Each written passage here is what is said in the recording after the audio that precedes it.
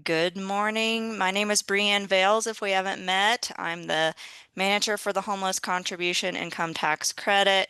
We have Lonnie Silva on the line as well. This is office hours, so this is your chance to catch up on aspects of the HCTC program you may or may not be clear on. A great opportunity to crowdsource information. And we usually have a topic that we like to focus on for each office hour. So last time we talked about funds that pass through organizations like intermediary organizations. And then today we're going to be focusing on contributions, the different contributions that are eligible for HCTC. And we're going to do a deep dive on in-kind contributions because we sometimes get some questions related to details for in-kind donations. So that is what today will look like. Here's the agenda for the topics. If you can put your name and organization name in the chat if you haven't already, we really appreciate it. This helps us with follow-up conversations we may have with you. I'm going to talk about the contribution types for the HCTC.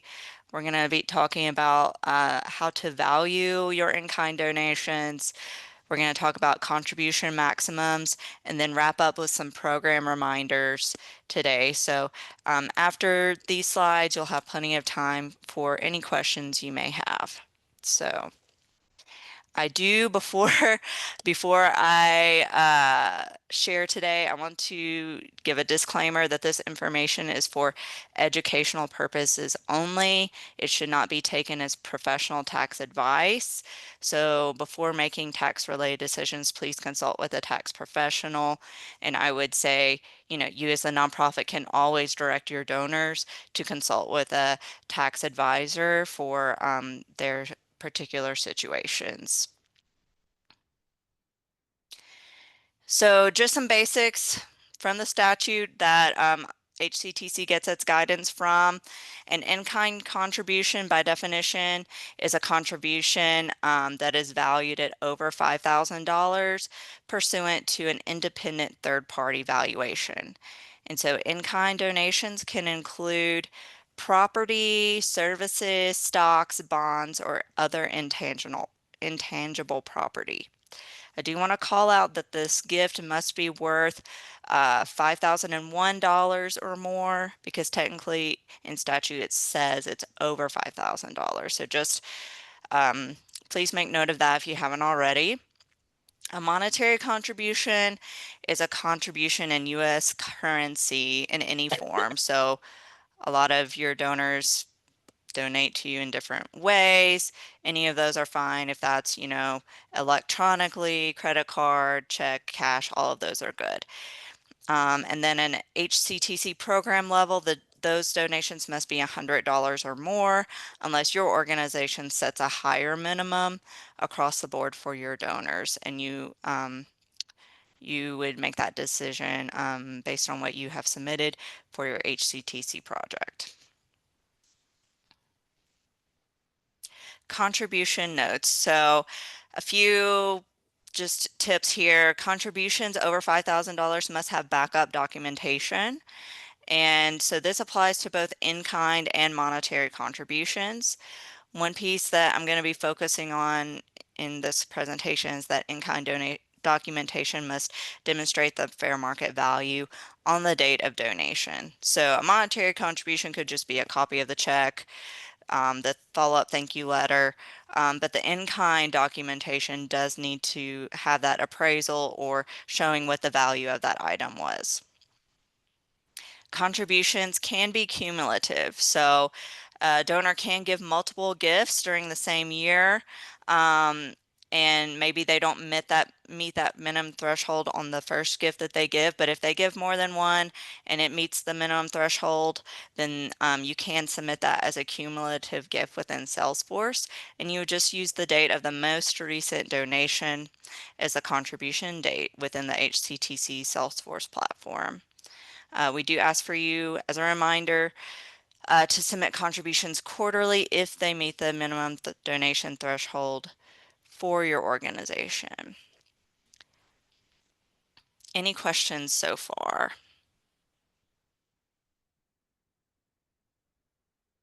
Okay, we'll keep going here. I want to note a couple of maximum thresholds for contribution amounts. Or actually tax credit thresholds. So nonprofits, you all have a limit of $750,000 in tax credits that you can issue for your primary project. And per statute, you actually have another quote unquote bucket of 750,000 for all additional projects. So if you're an organization, you have more than one project, you could potentially, have those two different buckets that you're working from to issue tax credits to your donors. I will say that most organizations are not concerned about this limit at all. It's a really high limit because if you break it down into the amount of contributions, that would be $3 million in contributions to be hitting that limit of $750,000. So that would be for urban projects. If you're in a rural area, then that would be 2.5 million in contributions. So there's only, a select few organizations that have this to keep in mind. But just so that you're aware, per statute, these are the maximums for your organization. On the other side, donors also have a maximum that they can have for each tax year. So they're limited to $100,000 in HCTC credits for each year. So it could be the contribution amount for that just depends on what organizations they donated to. So if they gave to only urban projects, then that would be $400,000 in contributions, and then rural projects would be, over 333,000 to hit that 100,000 tax credit threshold. The good news is our Salesforce platform does track in the back end if taxpayers are giving to multiple organizations. So it's not like you have to tally all of your taxpayers up to make sure they're not meeting that threshold. But it is good to know if you're talking with a donor about a really high value donation. This is something you'll want to keep in mind. You don't want to promise them over $100,000 in tax credits. And you'll want to keep in mind that if they're giving you a large gift, they may have given another organization a large gift as well. And so just making sure they are aware of this limit so that they're not expecting a higher tax credit than what they are allowed. We have had the question in the past of, well, if somebody gives, over $400,000 this year, could they just save part of that donation for the next year to count for a tax credit for next year? That's would not be allowable. The tax credits are based on contributions during the particular tax year. So we're looking at donation date for that. And so if a donor gave, 400, $500,000 on June 4th today, they would still only be able to get that $100,000 in tax credits for that large gift, even though, percentage wise, the 25% is higher than the 100,000. Any questions on this information? Okay, awesome. Now we're going to dig into in-kind contributions. So specifically regarding the fair market value date, we're looking at the date of the contribution when we're looking at how to value that item. And so sometimes that can be tricky as far as, okay, what date do you actually use for the date of donation? And that would be considered the date of delivery per IRS publication 561. And so specifically, this gets a little more important when you're talking about stock gifts. And so you'll really want to look at the date the donor gave the stock when you're looking at valuing the stock donation. It's not necessarily the date that the stock was sold, if you do choose to liquidate that. You're going to look at the date that you received it, and you're going to calculate the fair market value based on the average value of shares on the date of delivery. And so IRS guidelines do show that, you know, the delivery date is maybe to you, but it also could be an agent of your organization. So if you have a broker of some sort, the date the donor um, delivered that stock to the agent of your organization, that would be the day of delivery, and that's when you would calculate the fair market value, because, you know, stock goes up and down not only day to day, but also throughout a day. And so that's what that average value is looking at. And we do have some examples. We have um, a documentation example sheet that we can share, and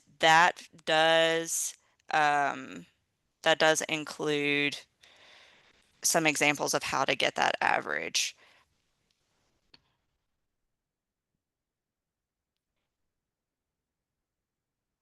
And Rachel did make a note in the chat about the excess tax credit can be carried forward. So I'm going to back up a little bit to address that question. So Rachel's referring to if a taxpayer gets a tax credit and they're not able to use all of that tax credit for 1 year, maybe their tax liability was less than the tax credit, then they're able to carry that forward um, for later years to be able to use that. My point on the second bullet point on the right side of the screen here is that a contribution amount over $400,000 cannot be used in the next year because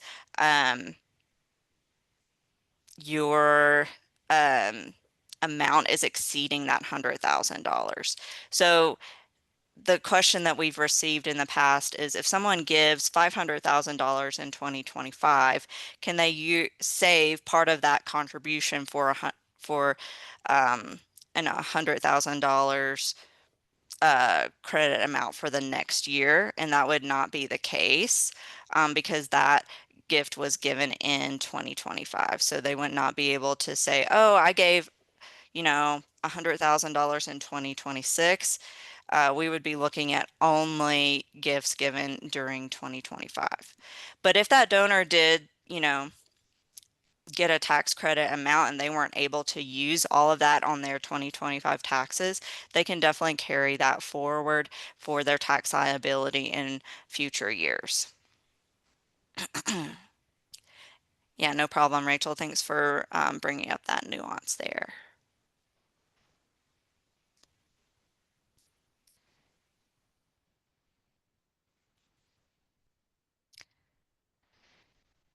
So, going deeper on the fair market value, according to IRS Publication 561, fair market value is the price that prior property would sell for on the open market. And so there's a lot of nuances because there's a lot of different types of property or items. And so I would definitely suggest for you or for the tax professional look at this publication for in-depth information on determining fair market value for different items. Um, I will share that the IRS guidance does include different factors for determining fair market value. And so that could be the cost or selling price of the item, the sales of comparable properties, opinions of professional appraisers, or replacement cost. So the guidance does say that replacement cost most of the time does not determine fair market value. So if you think about the cost of an item that is used, you know, its value is less based versus, you know, what someone actually paid for that item originally or what they pay for a new item to replace that item. And so examples of how to determine the value would be a quote or an invoice. Kelley Blue Book can provide some good estimates for car values.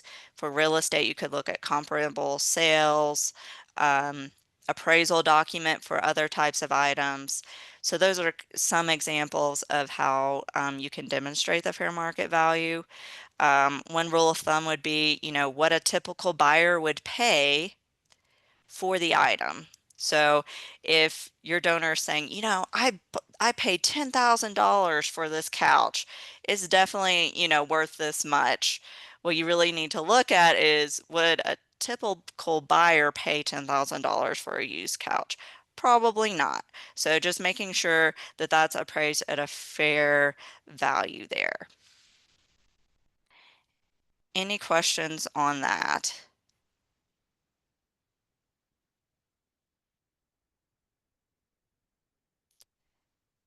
Okay. So I wanted to bring attention to a couple of items that are not considered in-kind donations. So contributions from which you benefit would not be eligible for HCTC based on statute. And this is a lot of times it can be cash or in kind. So I wanted to bring it up because sometimes uh, donors will give an item for a fundraising event, and they also receive a perk by attending that fundraiser. So maybe they received a free meal or something else. And so making sure that the value of whatever thing they got for free, whatever benefit they received, is deducted from that amount before you submit it for HCTC. The value of time or services. So this one, can be tricky. And so I wanted to bring it up. So if someone volunteers for your organization, they give of their time, which is, valuable to them and it's valuable to you in a sense. From a donation perspective, if they give their time and it's not a professional service, then that would not be eligible as an in-kind donation. So we did have one example of this volunteer who cooks a meal for program participants. So they spend a lot of time, they go shopping, they prepare the ingredients, they actually cook the meal, they deliver the items to the shelter or wherever they're bringing the meal for program participants. All of that time and effort would not be considered an in-kind donation in this respect. It's just, them volunteering their time. However, the amount that was purchased for the food and supplies, that could be eligible because that's an actual item that could be considered an in-kind donation if it's over $5,000. And so in that case, receipts showing how much was paid for, those is how you would basically show the value of that donation. And thank you, Lonnie, for putting some backup documentation examples, our guide in the chat there, so you all can take a look at that document. Atypical in-kind contributions that qualify. So as I mentioned on the previous slide, those, just general volunteer hours wouldn't count, but a donation of professional services valued at $5,001 or more would be eligible. And so it must be a specialized skill that that person brings to the table for a service that typically would need to be purchased if not contributed. So examples might be an accountant, an attorney, a consultant, someone who has that expertise that you would normally pay for. They would normally send you a bill for, their hourly rate of how much they usually charge for their services. And if they give you those services pro bono, then as long as the value of it exceeds the in-kind donation threshold, you could offer the tax credit for that individual or business. Digital assets. So this is not something that comes up very often, but wanted to throw that out there that digital assets are considered in-kind donations. They're not considered monetary. So virtual currency like cryptocurrency, stable coins or non-fungible tokens, those are all considered in-kind donations, and IRS guidance um, does have some more details on those types of donations if you need to look into that further. And then one more atypical in-kind contribution I wanted to talk about is bargain sales. So the bargain sales section of the IRS publication 526 is a little dense. And so I would, suggest consulting a tax professional if someone is giving you a bargain to really determine the value of that contribution. Um, So this might be a situation where they're giving you a special discount because you're a nonprofit. They're, recognizing the value of their services. They're still wanting you to pay a portion of the item, whatever you're wanting to buy from them, but they're giving you a very steep discount to you specifically. So we're not talking about like a 25% off store-wide sale or anything like that. We're looking at, this business is wanting to um, donate a portion of the value of an item. So, how the IRS looks at this, it seems that like the sale or exchange may result in a taxable gain to the business. And so the IRS does establish a formula to determine the value of the charitable contribution.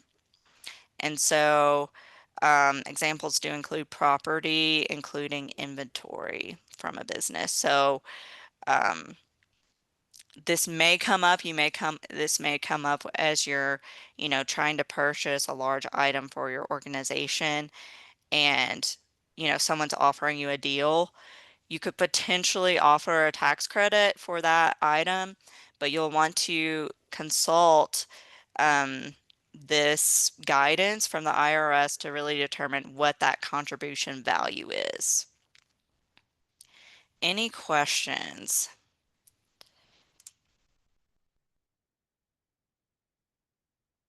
Awesome.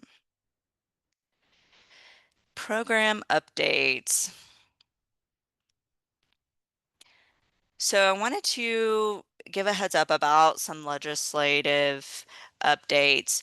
You all may have received an email from the Colorado Homeless Contribution Tax Credit Coalition, which is led by Lance Cheslock at La Puente Home in Alamosa.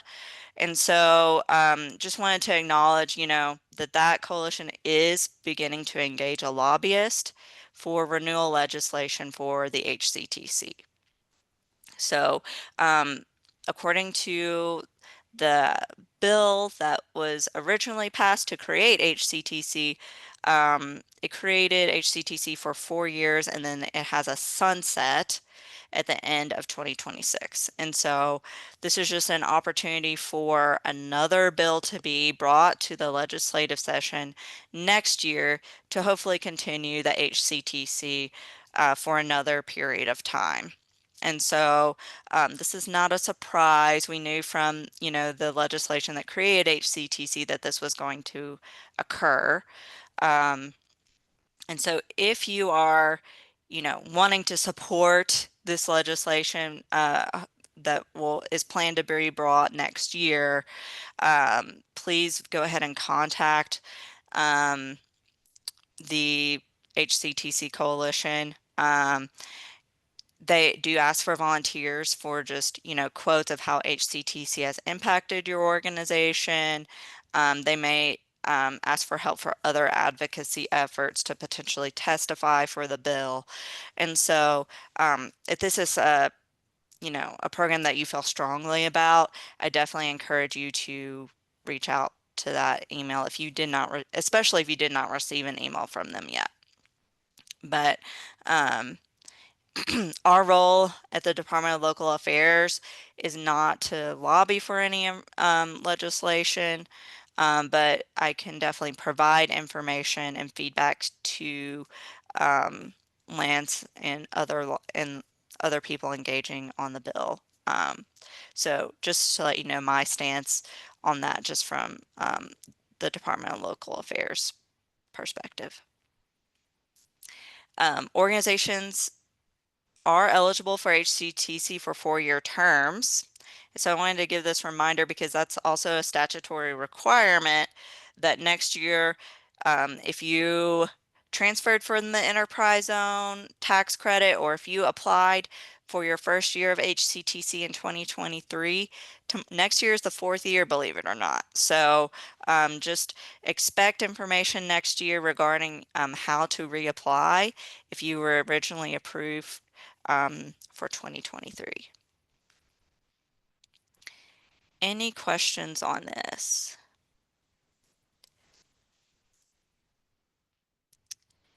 Okay, I've got just one more slide here. The HCTC annual report, or the review of performance, we will be publishing that this month. This document is required by statute, and so we'll share that out definitely once it is finalized and published. Just reminding that we need your help for quality data. Um, the tax credit um, really increased this year compared to last year, or 2024 compared to 2023, which was awesome to see. Um, saw a lot of engagement within um, the feedback, and you know, it's really awesome to see just how HCTC is impacting your organizations, not just from the fundraising, but just the community support of the services you're providing. Is really encouraging. So hopefully you'll see that within the report. I just want to hone in again on just making sure, please, you're caught up on your HMIS entry if you use HMIS. And then if you do have the case management or job training project types, please look at the data points that we collect for those. There are some organizations where we got feedback that, oh yeah, we do collect this information, but it's buried in the case notes, or um, actually we ask, we don't collect it in that necessarily that way. And so just to have even a better report next year, we're asking for you to just double check on these data points that Lonnie just put in the chat, and make sure that those are being collected either via HMIS, or if you have case management and job training, that you're collecting those pieces along with your HMIS entry. Any questions on the annual report?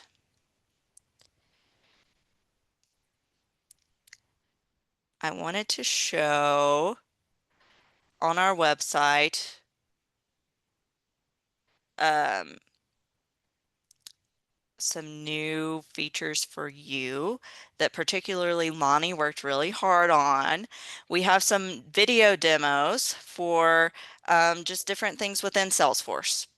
So if you want to know how to sort contributions, how to review contributions, how to submit a contribution, all of those little tasks within Salesforce now have an individual video demo available for you. And so great job, Delani, for putting a lot of these together. We also have tax credit specific videos, how to submit a new project. So if you have a capital campaign or another new project that you're wanting to submit, we have a video demo on that as well. So hopefully these are going to be helpful, so you don't have to watch a full-length Salesforce training. You can just look here on the website for whatever you're needing assistance with and watch that video. And yeah, so hopefully that'll be helpful to you. That is all I had to share out for today. So we'll go ahead and stop the recording.